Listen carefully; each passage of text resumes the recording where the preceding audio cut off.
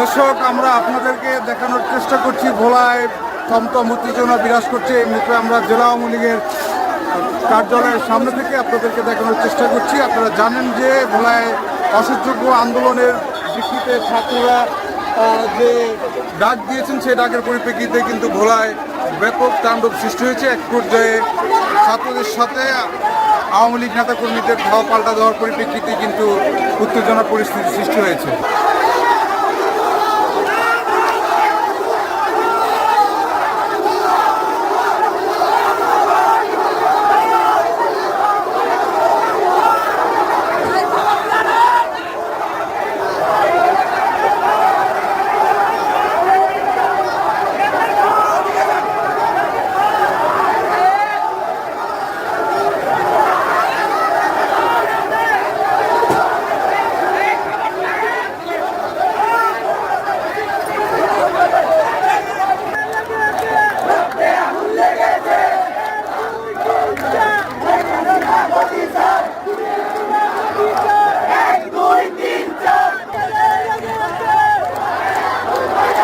ছাত্রছাত্রীরা এসে জড়ো হয়েছেন এবং তাদের যে দাবি, এই দাবি বাস্তবায়নের জন্য কিন্তু তারা এই সরকারি স্কুলের গোল চত্বরে অবস্থান করেছেন। আমরা দেখেছি ঘণ্টাব্যাপী এই যে অনশন রয়েছে, যে মানববন্ধন রয়েছে, যে কর্মসূচি তারা দিয়েছেন, সেই কর্মসূচি পালন করছেন।